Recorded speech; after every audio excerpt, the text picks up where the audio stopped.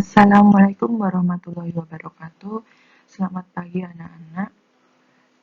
Pada tayangan video ini saya akan menjelaskan mengenai tugas-tugas yang sudah kalian kerjakan pada minggu-minggu sebelumnya. Sekarang silahkan siapkan tugas-tugas kalian dan mari kita bahas bersama. Yang pertama, mari kita bahas mengenai masa awal kemerdekaan. Yang pertama, PKI di Madiun, yang mana dipimpin oleh Musso, tujuannya mendirikan negara Soviet Indonesia yang berideologi komunis.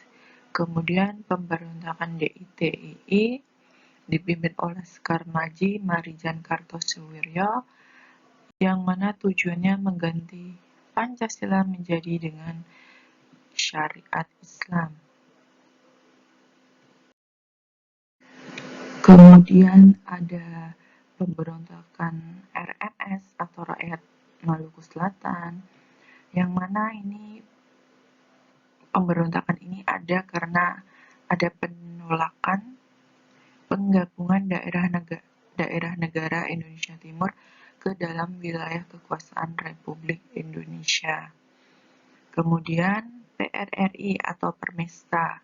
Ini muncul karena adanya ketidakharmonisan antara pemerintah pusat dengan pemerintah daerah.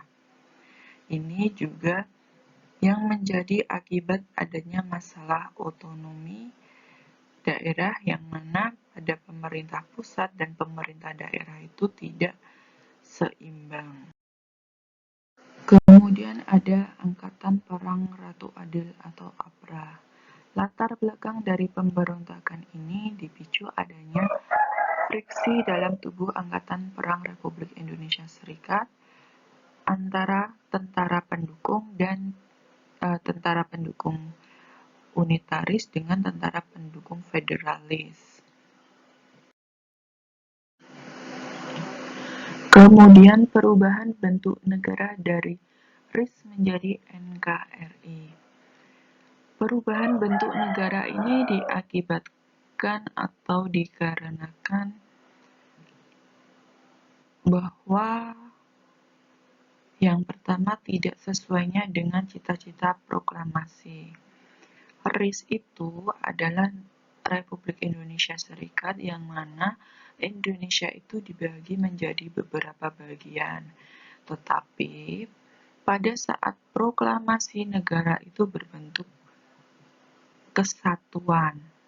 Yang kedua,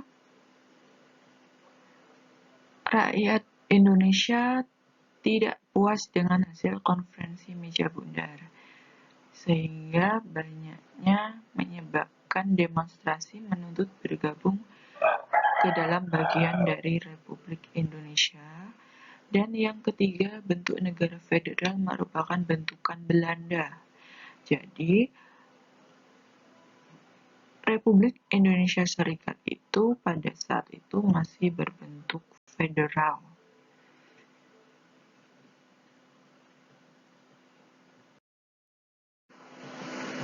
Kemudian masa Orde Lama. Pada masa Orde Lama atau disebut juga dengan demokrasi terpimpin, Presiden membubarkan DPR hasil pemilu tahun 1955.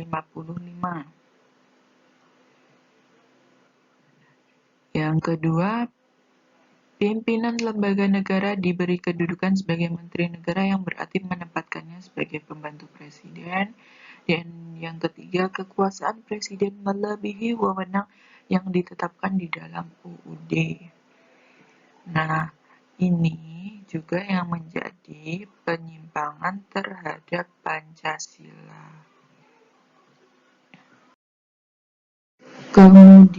Kemudian, masa Orde Baru. Terdapat kelebihan dan kelemahan pada masa ini. Coba kalian lihat jawaban yang sudah kalian tuliskan pada minggu sebelumnya.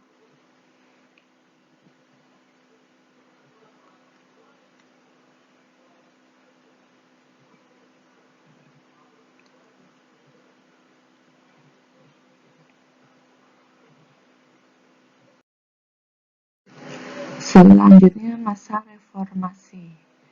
Nah, pada masa reformasi ini muncul berbagai kebebasan yang bisa memberikan dampak positif maupun dampak negatif. Dampak positifnya misalnya munculnya kreativitas. Kalau pada masa Orde Baru, kreativitas itu terbatas. Kemudian dampak negatifnya pergaulan bebas, adanya aksi anarkisme, vandalisme, dan lain sebagainya.